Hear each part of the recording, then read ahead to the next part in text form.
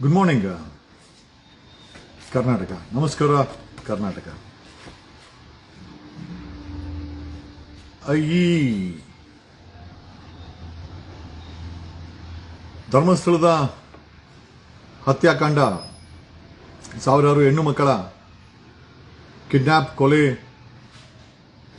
ಈ ವಿಚಾರದಲ್ಲಿ ಸರ್ಕಾರ SITಯನ್ನು ರಚನೆ ಮಾಡಿರುವಂಥ ವಿಚಾರ ನಮಗೂ ನಿಮ್ಗೆಲ್ಲರಿಗೂ ಗೊತ್ತಿರುವಂಥ ವಿಚಾರ. SIT ರಚನೆಯನ್ನು ಮಾಡಿ ಒಂದು 4 IPS ಆಫೀಸರ್ಗಳನ್ನು ಈ SIT ತನಿಖೆಗೆ ಸರ್ಕಾರ ಡಿಪ್ಲಾಯ್ ಮಾಡಿದೆ. ಈಗ public TV I think public ಟಿವಿಯವರು ಪೋಸ್ಟ್ ಮಾಡಿದ್ರು. ಇದರಲ್ಲಿರುವಂಥ ಇಬ್ಬರು, ಅಂದರೆ specifically if I am not wrong, Narayan ಗೌಡ್ರ ಫಾರ್ಮರ್ IPS ಆಫೀಸರ್ ನಾರಾಯಣ್ ಗೌಡ್ರ ಮಗ ಅನುಚೇತು ಮತ್ತೆ I think one more female officer ಈ SIT ಇಂದ ನಮ್ಮನ್ನ ವಾಪಸ್ ತಗೊಳ್ಳಿ ಅಂತ ಪಬ್ಲಿಕ್ ಟಿವಿಯವರು ಪೋಸ್ಟ್ ಮಾಡಿದ್ರು. ದ ಬಿಗ್ಗೆಸ್ಟ್ ಪ್ರಾಬ್ಲಮ್ ಅಂತಂದ್ರೆ ದಮ್ಮು ತಾಕತ್ತಿರುವಂತ IPS ಆಫೀಸರ್ಗಳು ಕರ್ನಾಟಕದಲ್ಲಿ ಕೊರತೆ ಇದೆ. ಅದಂತೂ ಸ್ಪಷ್ಟವಾಗಿ ಕಾಣಿಸ್ತಾ ಇದೆ. ಯಾಕೆ ಅಂತಂದ್ರೆ ಇಂಥ ಸೆನ್ಸಿಟಿವ್ ಮ್ಯಾಟರ್ ಮಾಡಬೇಕು, ಇನ್ವೆಸ್ಟಿಗೇಷನ್ ಮಾಡಬೇಕು ಅಂತಂದ್ರೆ ಸರ್ಕಾರದ ಸಪೋರ್ಟ್ ಇರಬೇಕು. ಈಗ ಅನುಚೇತ್ ಯಾಕೆ ಬ್ಯಾಕ್ಔಟ್ ಆಗ್ತಾ ಇದ್ದಾನೆ ಅಂತಂದ್ರೆ CM ಸಿದ್ದರಾಮಯ್ಯನ ಸರ್ಕಾರ ಸಪೋರ್ಟ್ ಇರಲ್ಲ. ಕಾಟಾಚಾರಕ್ಕಾಲ ಅವ್ರನ್ನ ಹಾಕಿಲಿ, ಈ ಕಡೆ ಒಂದ್ ಕಡೆ ವಿರೋಧಿಗಳು ಒತ್ತಡ ಇರ್ತದೆ, ಸರ್ಕಾರ ಸಪೋರ್ಟ್ ಮಾಡಲ್ಲ. ಏನೋ ಹೆಚ್ಚು ಕಮ್ಮಿ ಯಾರೇ ನಮ್ಮಂತವ್ರು ಬಿಡಲ್ಲ ಅಥವಾ ಜನಗಳು ಬಿಡಲ್ಲ. ಅಲ್ಟಿಮೇಟ್ ಆಗಿ ಸಸ್ಪೆಂಡ್ ಆಗಿ ಮನೆಗೆ ಹೋಗೋದ್ ಬದಲು ನಾವು ಈ ಕೇಸಿಂದ ಕೈ ತಗೊಂಬಿಡ ಅನ್ನೋ ವಿಚಾರದಲ್ಲಿ ಈ IPS ಆಫೀಸರ್ಗಳು ಮೋಸ್ಟ್ ಪ್ರಾಬಲಿ ಬ್ಯಾಕ್ಔಟ್ ಆಗ್ತಾರೆ. ಆಮೇಲೆ ಕರ್ನಾಟಕದಲ್ಲಿ ಎಲ್ಲರೂ ಅಲ್ಲ, ಮೆಜಾರಿಟಿ IPS ಆಫೀಸರ್ಗಳು ಎಲ್ಲ ಲೂಟಿಕೋರ್ರೆ, ಭ್ರಷ್ಟಾಚಾರನೇ. ಇನ್ನು ಅವ್ರು ಮಾಡಕ್ ಹೋಯ್ತು ಅಂತಂದ್ರೆ ಅವ್ರ ಬ್ಯಾಕ್ ಗ್ರೌಂಡ್ ಅನ್ನ ವಿರೋಧಿಗಳು, ದಣಿಗಳ ಕಡೆಯವರು. ಆಮೇಲೆ ಇನ್ನೊಂದು ವಿಚಾರ, ದಣಿಗಳ ಬಳಿ ಸಾಕಷ್ಟು ರಿಟೈರ್ಡ್ IPS ಆಫೀಸರ್ಗಳನ್ನ ಅವರು ಕೆಲಸಕ್ಕೆ ಮಾಡ್ಕೊಂಡಿದ್ದಾರಂತ, ಅದು ಕೂಡ ಒಂದು ಅಪ್ಡೇಟು. ಯಾಕೆ ದಣಿಗಳು ಅಂತಂದ್ರೆ ದಣಿಗಳ ಬಳಿ KPS ಇಂದ DYSP ಆಗಿದ್ದವರು, SP ಗಳಾಗಿ ರಿಟೈರ್ಡ್ ಆಗಿರುವಂತರು ಸುಮಾರು ಜನನ ಧರ್ಮಸ್ಥಳದ ದಣಿಗಳು ಕೆಲ್ಸಕ್ಕೆ ಮಾಡ್ಕೊಂಡಿದ್ದಾರಂತೆ. ಅವರು ಈ ಎಂಟೈರ್ ಒಡಕಲ್ಲ ವಿಚಾರ ಏನಿದೆ ಹ್ಯಾಂಡ್ಲ್ ಮಾಡೋದು ಅವರೇ ಅಂತೆ. ಸೊ ಪೊಲೀಸ್ ಇಲಾಖೆ ಮೇಲೆ, IPS ಆಫೀಸರ್ಗಳ ಮೇಲೆ, SIT ಮೇಲೆ ಅನ್ವಾಂಟೆಡ್ ಪ್ರೆಷರ್ ಅಂತೂ ಇದ್ದೇ ಇದೆ. ಏನಾದ್ರೂ ಯಾಕಂದ್ರೆ ಒಂದು ಕಡೆ ಯಾಕೆ SIT IPS ಆಫೀಸರ್ಗಳು ಬ್ಯಾಕ್ಔಟ್ ಆಗ್ತಾರೆ ಅಂತಂದ್ರೆ, ಒಂದು ಅವ್ರಿಗೆ ಕೆಲಸ ಮಾಡಕ್ ಬಿಡಲ್ಲ, ಎರಡನೇದು ಬೇಕಾದಂತ ಸವಲತ್ತು ಕೊಡಲ್ಲ, ಮೂರನೇದು ಸರ್ಕಾರದ ಸಪೋರ್ಟ್ ಇಲ್ಲ, ನಾಲ್ಕನೇದು ವಿರೋಧಿಗಳು ಇವ್ರ ಬ್ಯಾಕ್ ಗ್ರೌಂಡ್ ಏನಾದ್ರು ಹುಡುಕಿ IPS ಆಫೀಸರ್ ಬ್ಯಾಕ್ ಗ್ರೌಂಡ್ ಅದ್ರಲ್ಲಿ ಏನಾದ್ರು ವೀಕ್ನೆಸ್ ಇದ್ರೆ ಅವ್ರ ವೀಕ್ನೆಸ್ ಇಟ್ಕೊಂಡು ಇದನ್ನ ನಿನ್ನೇನೋ ಪ್ರಾಮಾಣಿಕ ತನಿಖೆ ಮಾಡಿದ್ರೆ ನಿನ್ನ ಮುಗಿಸ್ತೀವಿ ಅಂತಂದ್ರೆ, ಆ ರೀತಿ ಮುಗಿಯಕ್ಕೆ ಅವ್ರ ಜೀವನ ಹಾಳು ಮಾಡ್ಕೊಳಕ್ಕೆ ಯಾವ IPS ಆಫೀಸರ್ ರೆಡಿ ಇರಲ್ಲ. ಕರ್ನಾಟಕದಲ್ಲಿ ನಿಮ್ಗೆ ಪ್ರಾಮಾಣಿಕ IPS ಆಫೀಸರ್ಗಳ ಕೊರತೆ ಸಹ ಇದೆ. ಈ ನಿಟ್ಟಿನಲ್ಲಿ ಇವತ್ತು ಬೆಂಗಳೂರಿನ KR ಸರ್ಕಲ್ ಅಲ್ಯೂಮಿನಿಯಂ ಅಸೋಸಿಯೇಷನ್ ಅಲ್ಲಿ ಸಮಾನ ಮನಸ್ಕರರ ಸಭೆಯನ್ನ ಕರೆದಿದ್ದಾರೆ. ಸೊ ಉದ್ದೇಶ ಇಷ್ಟನೇ, ಸಮಾನರ ಮನಸ್ಕರ ಸಭೆ ಏನಕ್ಕೆ ಬೇಕು ಅಂತಂದ್ರೆ SIT ಓಕೆ, ಆದರೆ ಪ್ರಾಮಾಣಿಕ ತನಿಖೆ ಆಗುತ್ತೆ ಅನ್ನೋ ಒಂದು ನಂಬಿಕೆ ಸಹ ಯಾರಿಗೂ ಇಲ್ಲ. ಕೈಂಡ್ಲಿ ಕಮೆಂಟ್ ಮಾಡಿ, SIT ಅವರು ಪ್ರಾಮಾಣಿಕ ತನಿಖೆ ಮಾಡ್ತಾರ, ಮಾಡಲ್ಲ? ನಿಮ್ಮ ಅನಿಸಿಕೆಯನ್ನ ತಿಳಿಸಬಹುದು ಅಲ್ಲ. SIT ಮಾಡಿದ ತಕ್ಷಣ ಒಂದು ವಿಘ್ನ ಏನಂತಂದ್ರೆ ಅದರಲ್ಲಿ ಇಬ್ಬರು ಆಫೀಸರ್ಸು. ನಾನು ಪಬ್ಲಿಕ್ ಟಿವಿ ಅವರು ಹಾಕದ ನಮ್ಗೆ ಗೊತ್ತಿತ್ತು ಇದಾಗತ್ತೆ. SIT ಎಷ್ಟರ ಮಟ್ಟಿಗೆ ಕಾಟಾಚಾರಕ್ಕೆ SIT ಮಾಡಿರುವಂತ ಕಾಂಗ್ರೆಸ್ ಸರ್ಕಾರ ಕೈ ತೊಳ್ಕೊಂಡಿದೆ, ಪಬ್ಲಿಕ್ ಪ್ರೆಷರ್ ಇಂದ ಕೈ ತೊಳ್ಕೊಂಡಿದೆ. ಈಗ SIT ನಲ್ಲಿ ಆಮೇಲೆ ದ ಮೋಸ್ಟ್ ಇಂಪಾರ್ಟೆಂಟ್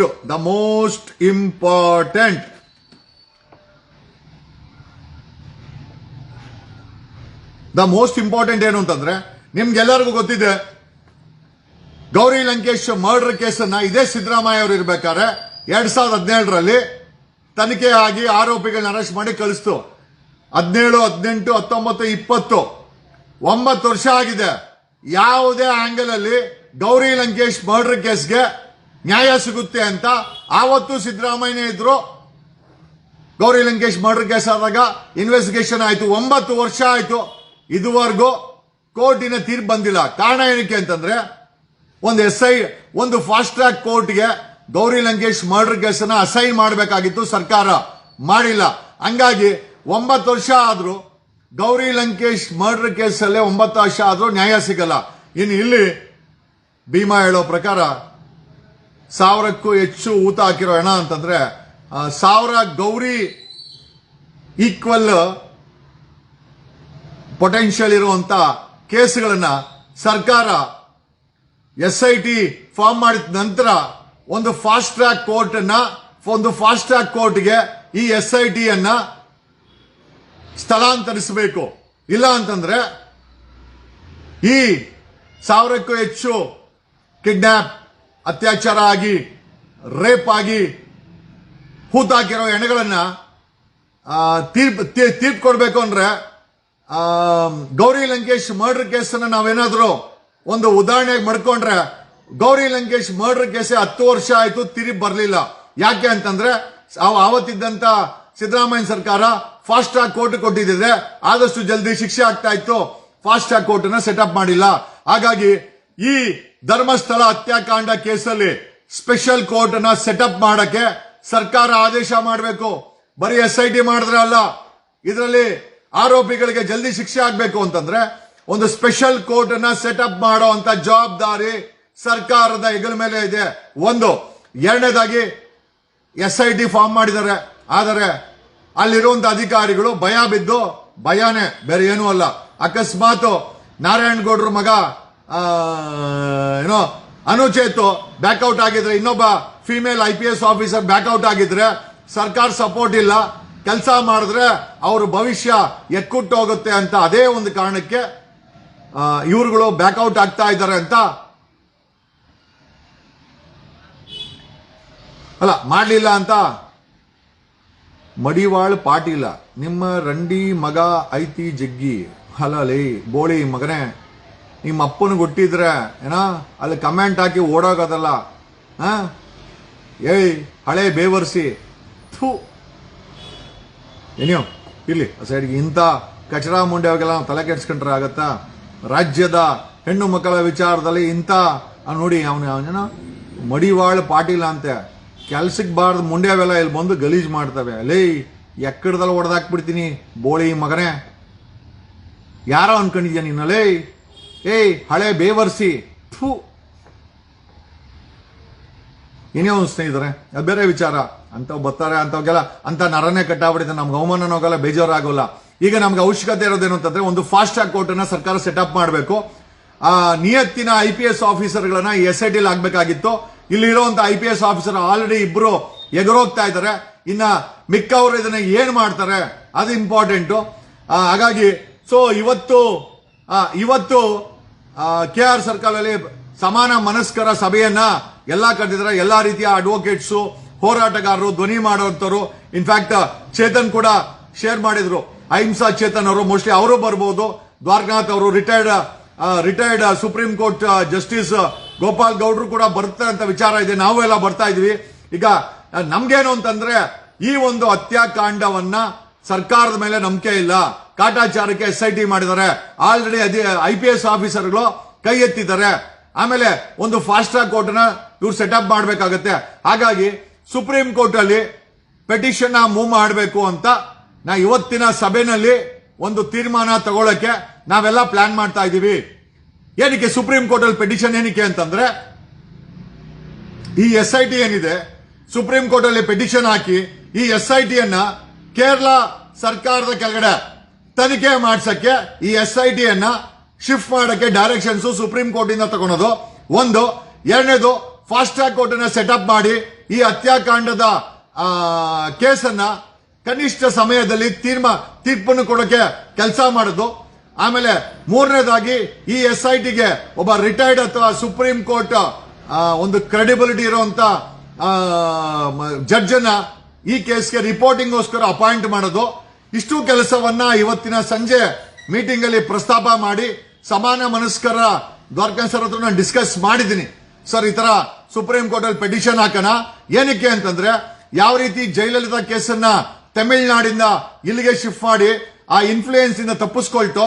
ಈ ಕೇಸಲ್ಲಿ ಸಿಕ್ಕಾಪಟ್ಟೆ ಇನ್ಫ್ಲೂಯೆನ್ಸ್ ಇದೆ. ಹಾಗಾಗಿ ಕೇರಳಗೆ ಈ ಎಂಟೈರ್ ಇನ್ವೆಸ್ಟಿಗೇಷನ್ ಅನ್ನ ಶಿಫ್ಟ್ ಮಾಡಿ ಅಲ್ಲೇ ಫಾಸ್ಟ್ ಟ್ರ್ಯಾಕ್ ಕೋರ್ಟ್ ಅನ್ನ ಸೆಟಪ್ ಮಾಡಿ, we want a fast track court to be set up in Kerala. ಅಲ್ಲೇ ಟ್ರಯಲ್ ಕಂಡಕ್ಟ್ ಮಾಡಬೇಕು ಕೇರಳದಲ್ಲೇ. ಆಮೇಲೆ ಇದನ್ನ ಮಾನಿಟರ್ ಮಾಡಕ್ಕೆ ಒಂದು ರಿಟೈರ್ಡ್ ಹೈಕೋರ್ಟ್ ಅಥವಾ ಸುಪ್ರೀಂ ಕೋರ್ಟ್ ಜಡ್ಜ್ ಅನ್ನ ಈ SITಗೆ ನೇಮಿಸಕ್ಕೆ ಸುಪ್ರೀಂ ಕೋರ್ಟ್ಗೆ ಪೆಟಿಷನ್ ಮೂವ್ ಮಾಡಕ್ಕೆ ಇವತ್ತು ಸಂಜೆಯ ಮೀಟಿಂಗ್ ಅಲ್ಲಿ ಸಮಾನ ಮನಸ್ಕರರ ಸಭೆಯಲ್ಲಿ ಪ್ರಸ್ತಾಪ ಮಾಡಿ ಅಪ್ರೂವಲ್ ತಗೊಂಡು ಡೈರೆಕ್ಷನ್ಸ್ ನಮ್ಗೆಲ್ಲ ಅಡ್ವೈಸ್ ಮಾಡ್ಲಿಕ್ಕೆ ಆರ್ಗನೈಸರ್ ಇದ್ದಾರೆ. ಸಾಕಷ್ಟು ಜನ, ಪ್ರದೀಪ್, ನಮ್ಮ JDS ರಂಗನಾಥ್ ಅವರು, ಮತ್ತೆ retired Supreme Court justice Gopal Gowd ಇದ್ರೆ ಅಡ್ವೈಸ್ ಮಾಡಕ್ಕೆ ಸಾವಿರಾರು ಅಡ್ವೊಕೇಟ್ಗಳಿದ್ದಾರೆ. ನಮ್ಮ ವಿಚಾರ ಏನು ಅಂತಂದ್ರೆ ಸುಪ್ರೀಂ ಕೋರ್ಟ್ ಅಲ್ಲಿ ರಿಟ್ ಪಿಟಿಷನ್ ಫೈಲ್ ಮಾಡಿ ಕೇರಳ ಗವರ್ಮೆಂಟ್ ಕಡೆ SIT ನ ಟ್ರಾನ್ಸ್ಫರ್ ಮಾಡಿ ಅಲ್ಲೇ ಒಂದು ಫಾಸ್ಟ್ ಟ್ರ್ಯಾಕ್ ಕೋರ್ಟ್ ಅನ್ನ ಸೆಟಪ್ ಮಾಡಿ ಒಂದು ರಿಟೈರ್ಡ್ ಹೈಕೋರ್ಟ್ ಸುಪ್ರೀಂ ಕೋರ್ಟ್ ಜನ ಈ ಒಂದು SITಗೆ ನೇಮಕ ಮಾಡಿ 6 ತಿಂಗಳಲ್ಲಿ ಜಡ್ಜ್ಮೆಂಟ್ ಕೊಟ್ಟು ಶಿಕ್ಷೆ ಕೊಡುವಂತ ಕೆಲಸವನ್ನ ಮಾಡಕ್ಕೆ ಇವತ್ತಿನ ಸಂಜೆ ವಿಚಾರದಲ್ಲಿ ಸಭೆಯಲ್ಲಿ ತೀರ್ಮಾನ ತಗೊಳ್ಬೇಕು ಅಂತ ನಾವೆಲ್ಲ ಪ್ಲಾನ್ ಮಾಡ್ತಾ ಇದ್ದೀವಿ. ದ ಬಿಗ್ಗೆಸ್ಟ್ ಥಿಂಗ್ ಇಸ್ ಈ ಕೇಸಲ್ಲಿ ಸಿಕ್ಕಾಪಟ್ಟೆ ಪ್ರೆಷರ್ ಇದೆ, ಸರ್ಕಾರ ಕೈ ತೊಳ್ಕೊಂಡಿದೆ. ಹಂಗಾಗಿ ವಿ ವಾಂಟ್ ಈ ಒಂದು ಎಂಟೈರ್ ಮ್ಯಾಟರ್ನ ಕೇರಳಗೆ ಶಿಫ್ಟ್ ಮಾಡಕ್ಕೆ ಸುಪ್ರೀಂ ಕೋರ್ಟ್ಗೆ ಪೆಟಿಷನ್ ಹಾಕಕ್ಕೆ ಇಂದಿನ ಸಭೆಯಲ್ಲಿ ಎಲ್ಲರೂ ತೀರ್ಮಾನ ಮಾಡ್ತೀವಿ. ರಿಗಾರ್ಡಿಂಗ್ ಸೌಜನ್ಯ ಕೇಸು ಅಷ್ಟೇನೆ ಹೈಕೋರ್ಟ್ಗೆ ಪಿಟಿಷನ್ ಹಾಕೊಂಡು ರೀಇನ್ವೆಸ್ಟಿಗೇಷನ್ ಮಾಡಲಿಕ್ಕೆ ಒಂದು ಕನ್ವಿನ್ಸ್ ಮಾಡಕ್ಕೆ ಏನಾದ್ರು ಆಯ್ತು ಅಂತಂದ್ರೆ ಸೌಜನ್ಯ ಕೇಸನ್ನು ಸಹ ರೀಓಪನ್ ಮಾಡಿಸಬಹುದು. ಬಟ್ ಕೋರ್ಟ್ ಆದೇಶ ಬೇಕಾಗತ್ತೆ. ಬಟ್ ಅದನ್ನ ಮಾಡ್ಲಿಕ್ಕೆ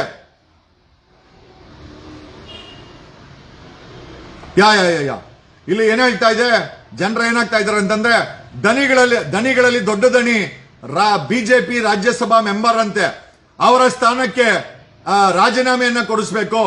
ಎರಡನೇದಾಗಿ ಈ ಅವರ ಅಕೌಂಟ್ಸ್, ಫೈನಾನ್ಷಿಯಲ್ ಅಕೌಂಟ್ಸ್ ಏನಿದೆ ಅದನ್ನ ಫ್ರೀಸ್ ಮಾಡಕ್ಕೆ SIT ತೀರ್ಮಾನ ತಗೊಳ್ಬೇಕು. ಇದೆಲ್ಲ ಮಾಡಬೇಕು ಅಂತಂದ್ರೆ SIT ಅನ್ನ ಕೇರಳಗೆ ಶಿಫ್ಟ್ ಮಾಡಬೇಕು. ಕೇರಳ ಗೌರ್ಮೆಂಟ್ ಹೇಳಿದೆ ಅಲ್ಲಿನ ಮಲಯಾಳಿ ಹೆಣ್ಮಕ್ಳು 106 ಹೆಣ್ಮಕ್ಳು ಕಾಣೆ ಆಗಿದಾರಂತೆ. ಕೇರಳ ಗೌರ್ಮೆಂಟ್ ಇನ್ಸಿಸ್ಟ್ ಮಾಡ್ತಾ ಇದೆ ನಾವು SIT ಮಾಡ್ತೀರಂತ. ಒಂದು ರೀತಿಯಲ್ಲಿ ಕೇರಳ ಶಿಫ್ಟ್ ಮಾಡಿದ್ರೆ ಇವರು ಕರ್ನಾಟಕದಲ್ಲಿರೋ ರಾಜಕಾರಣಿಗಳು, ಸರ್ಕಾರ, ದಣಿಗಳು ಇನ್ಫ್ಲೂಯೆನ್ಸ್ ಮಾಡಕ್ಕಾಗಲ್ಲ. ಅಲ್ಲೇ SIT ನಡೀಲಿ. ಅದಕ್ಕೆ ಬೇಕಾದಂತ ಲೀಗಲ್ ಸ್ಯಾಂಟಿಟಿ ಮತ್ತೆ ಡೈರೆಕ್ಷನ್ಸ್ ಅನ್ನ ಸುಪ್ರೀಂ ಕೋರ್ಟ್ ಅಲ್ಲಿ ಪೆಟಿಷನ್ ಹಾಕಿ ತಗೊಳೋದು. ಎರಡನೇದಾಗಿ ಕೇರಳದಲ್ಲೇ ಫಾಸ್ಟ್ ಟ್ರ್ಯಾಕ್ ಕೋರ್ಟ್ ಅನ್ನ ಸೆಟಪ್ ಮಾಡೋದು, ಈ SIT ಅಲ್ಲೇ ರಿಪೋರ್ಟ್ ಮಾಡೋದು. ಆಮೇಲೆ ಇವ್ರುಗಳಿಗೆ ಆರೋಪಿಗಳಿಗೆ 6 ತಿಂಗಳು ಅಥವಾ ಮ್ಯಾಕ್ಸಿಮಮ್ 1 ವರ್ಷದಲ್ಲಿ ಶಿಕ್ಷೆ ಆಗ್ಲಿಕ್ಕೆ ಒಂದು ವ್ಯವಸ್ಥೆಯನ್ನ ಮಾಡಬೇಕು ಅಂತ ಇವತ್ತಿನ ಸಭೆಯಲ್ಲಿ ತೀರ್ಮಾನ ತಗೊಳ್ತೀವಿ. ಆಮೇಲೆ ಬೆಳಗ್ಗೆ ನಾನು ಹೇಳಿದೆ, ನಾನು ಒಡಿಕಲ್ ನನಗೇನು ಸಿದ್ದರಾಮಯ್ಯನವ್ರ ಮೇಲೆ ನನಗೇನು ಕೋಪ ಇಲ್ಲ. ಒಂದು ಹೇಳ್ತೀನಲ್ಲ, ಇವತ್ತು ಕೂಡ ಅವರ ಎಷ್ಟೋ ಒಳ್ಳೆ ವಿಚಾರಗಳಿಗೆ ನಾನು ದೊಡ್ಡ ಫ್ಯಾನು. ಬಟ್ ಇವನ್ನ ನಾನು DK ಶಿವಕುಮಾರ್ ಅವ್ರಿಗೆ ಗೌರಿ ಲಂಕೇಶ್ ಅವರ ಕೊಲೆಗೂ ಸಹ ಧರ್ಮಸ್ಥಳದಿಂದ ಸುಪಾರಿ ಹೋಗಿದೆ 50 ಲಕ್ಷ ಅಂತ ವಿಚಾರ ಇದೆ. ಈಗ ತನಿಖೆ ಆ ಆಂಗಲ್ ಅಲ್ಲಿ ಸಿದ್ದರಾಮಯ್ಯನವರ ಸರ್ಕಾರ 2000ರಲ್ಲಿ ಇಂಟ್ರೆಸ್ಟ್ ಕೊಟ್ಟು ಮಾಡಿಸಿದ್ರೆ ಧರ್ಮಸ್ಥಳದಿಂದ 50 ಲಕ್ಷ ಸುಪಾರಿ ಗೌರಿ ಲಂಕೇಶ್ ಮರ್ಡರ್ ಮಾಡಕ್ಕೆ ಯಾಕೆ ಹೋಯ್ತು ಅಂತ ಅವತ್ ಕಂಡುಹಿಡಿಯಬಹುದಾಗಿತ್ತು. ಸಿದ್ದರಾಮಯ್ಯನವ್ರಿಗೆ ಅದು ಖಂಡಿತ ಇಚ್ಛಾಶಕ್ತಿ ಇಲ್ಲ ಅಂತ ವ್ಯಕ್ತಿ ಅಂತ ನಮಗೆ ಕಾಣಿಸ್ತಾ ಇಲ್ಲ. ಲೆಕ್ಕ ಹಾಕಲಿ, ನಾನೊಬ್ಬ ಲೇಮ್ಯಾನು, ನಮಗೆ ಇಂಟೆಲಿಜೆನ್ಸ್ ಇನ್ಫಾರ್ಮೇಶನ್ ಇದೆ. 50 ಲಕ್ಷ ಧರ್ಮಸ್ಥಳದಿಂದ ಗೌರಿ ಲಂಕೇಶ್ ಕೇಸ್ಗೆ ಹಫ್ತಾ ಹೋಯ್ತು ಅಂತ ಸರ್ಕಾರ ಗೊತ್ತಿರಲ್ವಾ? ಸಿದ್ದರಾಮಯ್ಯನವ್ರು ಗೊತ್ತಿರಲ್ವಾ? ಇಂಟೆಲಿಜೆನ್ಸ್ಗೆ ಗೊತ್ತಿರಲ್ವಾ? ಪೊಲೀಸ್ ಗೊತ್ತಿರಲ್ವಾ? ಇಷ್ಟೆಲ್ಲ ನಡೀತಾ ಇದ್ರು. ಓಕೆ, ಎಸ್ ಧರ್ಮಕ್ಕೆ ಜಯ ಸಿಗಲಿ ಜಗದೀಶ್ ಅಣ್ಣ, ಖಂಡಿತ. ಓಕೆ, ಆಮೇಲೆ ಕರ್ನಾಟಕ ಪೊಲೀಸಲ್ಲಿ ನಿಯತ್ತಾಗಿ ಕೆಲಸ ಮಾಡುವಂತ ವ್ಯಕ್ತಿ IPS ಅಧಿಕಾರಿಗಳ ಕೊರತೆ ಇರೋದು ಎದ್ದು ಕಾಣಿಸ್ತಾ ಇದೆ. ಅನುಚೇತು ಯಂಗ್ಸ್ಟರ್, ಬಟ್ ಆದರೆ ನನ್ ತಿಳಿದ ಮಟ್ಟಿಗೆ ಏನೋ ವೀಕ್ನೆಸ್ ಇದೆ. ಅನುಚೇತು ಬ್ಯಾಕ್ಔಟ್ ಆಗ್ತಾ ಇದ್ದಾನೆ ಅಂತಂದ್ರೆ ಅನುಚೇತ್ ಏನೋ ವೀಕ್ನೆಸ್ ಇದ್ದಂಗಿದೆ. ಸುಮ್ಮನೆ ನಮ್ಮ ವೀಕ್ನೆಸ್ ಗಳನ್ನ ಈ ದಂಡಿಗಳೇನಾದ್ರೂ ಎಕ್ಸ್ಪೋಸ್ ಮಾಡ್ಬಿಟ್ರೆ ನನ್ನ ಅವನ ಕೆರಿಯರ್ ಹಾಳಾಗುತ್ತೆ ಅಂತ ಏನಾದ್ರು ಬ್ಯಾಕ್ಔಟ್ ಆಗ್ತಾ ಇದ್ದಾನ ಅನುಚೇತು ನನಗೆ ಗೊತ್ತಿಲ್ಲ. ಏನೇ ಇರಲಿ, ಇವತ್ತು ಸಂಜೆ ಸಮಾನ ಮನಸ್ಕರ ಸಭೆಯಲ್ಲಿ ನಾವೆಲ್ಲ ನಾನು ದ್ವಾರಕಾಸ್ ಹತ್ರ ಹೇಳಿದೆ, ಸರ್ ಸುಪ್ರೀಂ ಕೋರ್ಟ್ಗೆ ಆಗುವಂತ ಖರ್ಚು ವೆಚ್ಚಗಳನ್ನ ನಾವೆಲ್ಲ ಸೇರ್ಕೊಂಡು ಕಾಂಟ್ರಿಬ್ಯೂಟ್ ಮಾಡ್ತೀವಿ. ನಮ್ ಕೈಯಲ್ಲಿ ಎಷ್ಟಾಗುತ್ತೋ ಅಷ್ಟು ಕಾಂಟ್ರಿಬ್ಯೂಟ್ ಮಾಡ್ತೀವಿ. We will engage A very senior council, ಒಂದು ಒಳ್ಳೆ ಸೀನಿಯರ್ ಕೌನ್ಸಿಲ್ ಅನ್ನ ಸುಪ್ರೀಂ ಕೋರ್ಟ್ ಅಲ್ಲಿ ಎಂಗೇಜ್ ಮಾಡಿಕೊಂಡು, ಆಮೇಲೆ ಸುಪ್ರೀಂ ಕೋರ್ಟಿನ ಬಾಗಿಲಿಗೆ ನಾವೆಲ್ಲ ಫೋಟೋ ಮಾಡ್ಕೊಂಡಿದೀವಿ.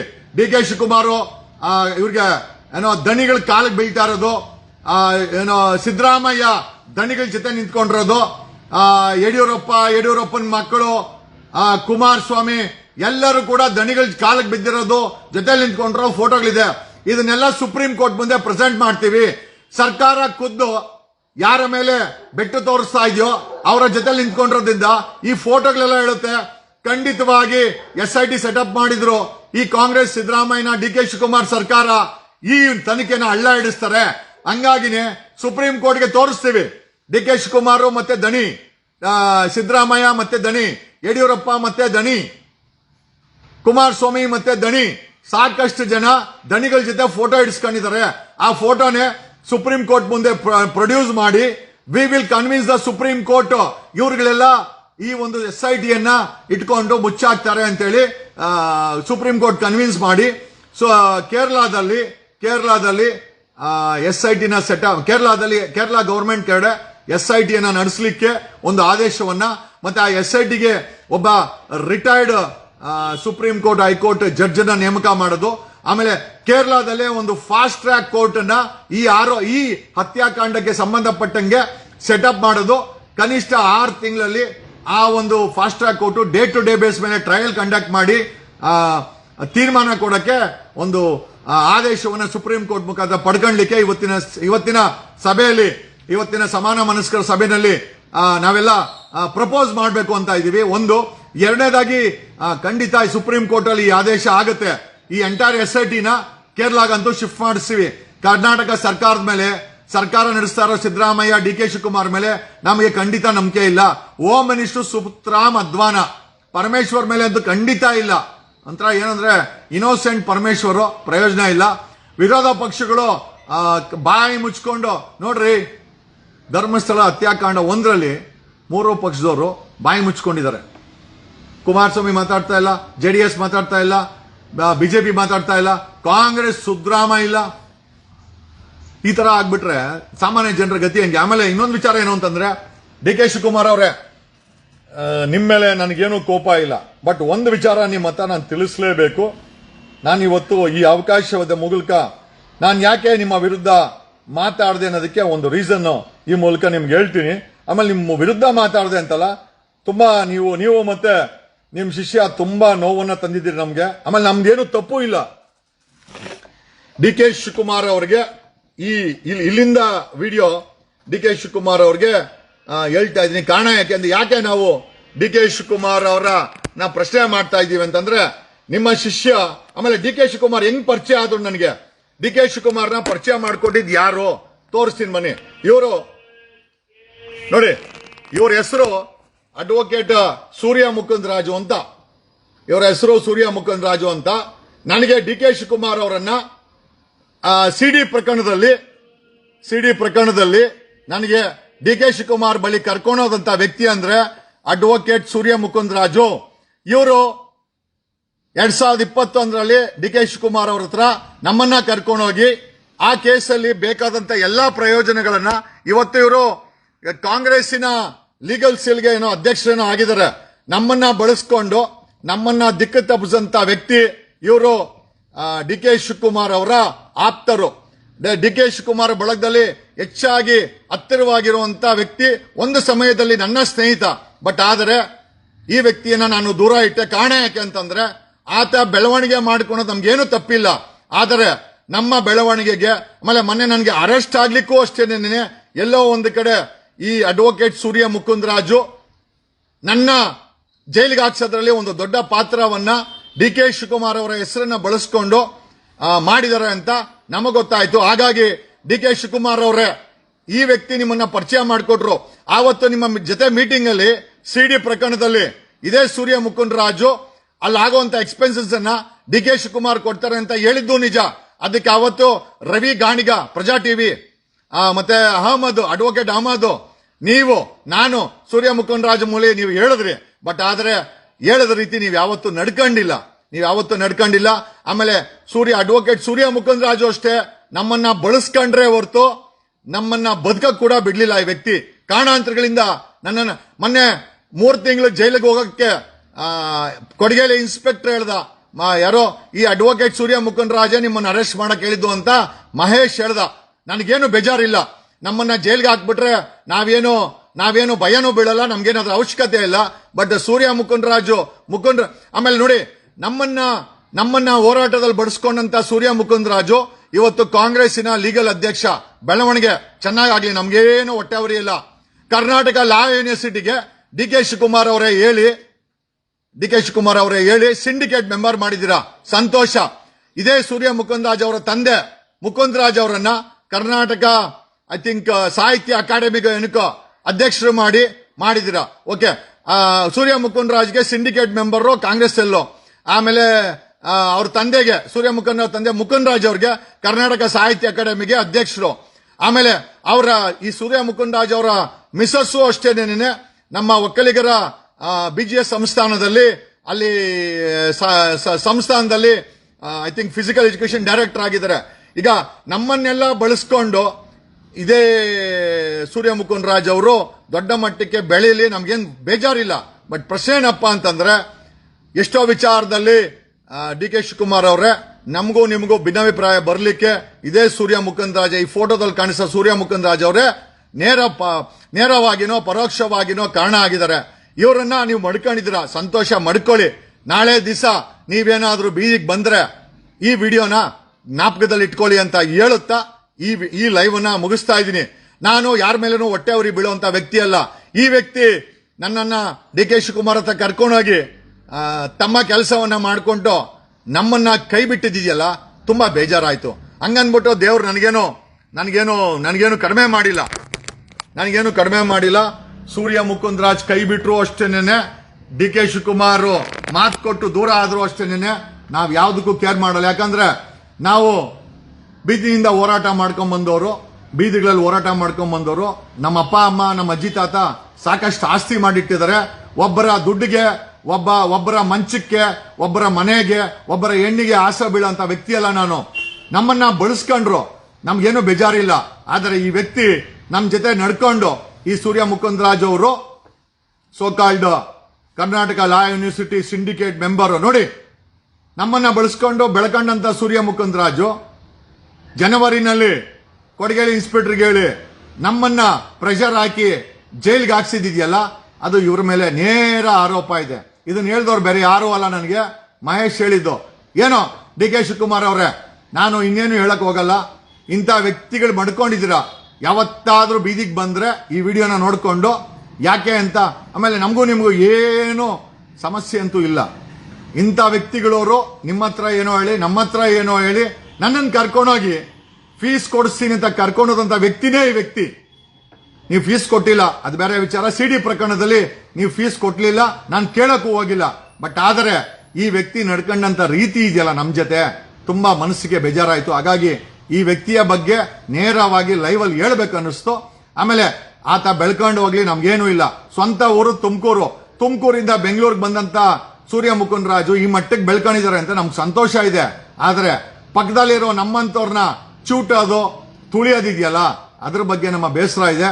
ಇಂಥವ್ರು ನಮ್ಮನ್ನ ಚೂಟಿದ್ರು, ತುಳಿದ್ರು, ಜೈಲ್ಗೆ ಹಾಕ್ಸಿದ್ರು, ವಾಪಸ್ ಬಂದು ಬೆಳ್ಕೊಳ್ಳೋ ಅಂತ ಶಕ್ತಿ ನಮ್ಗೆ ದೇವ್ರು ಕೊಟ್ಟಿದ್ದಾನೆ. ನನಗೇನು ಕಡಿಮೆ ಮಾಡಿಲ್ಲ ದೇವ್ರು, ನನಗೆ ದೇವ್ರು ಏನು ಕಡಿಮೆ ಮಾಡಿಲ್ಲ. ಡಿ ಕೆ ಶಿವಕುಮಾರ್ ಅವರೇ, ನಾನು ಯಾಕೆ ನಿಮ್ಮನ್ನ ವಿರೋಧ ಮಾಡ್ತೀನಿ ಅಂತಂದ್ರೆ ಈ ವ್ಯಕ್ತಿ ಕಾರಣ ಅಲ್ಲ. ಹಂಗನ್ಬಿಟ್ಟು ನಾನು ಇವನ್ನ ಹಾಕೊಡ್ತಾ ಇಲ್ಲ, ಮಾಡಿರೋದನ್ನ ಇದೇ ಪ್ರಾಮಾಣಿಕವಾಗಿ ಹೇಳ್ತಾ ಇದ್ದೀನಿ.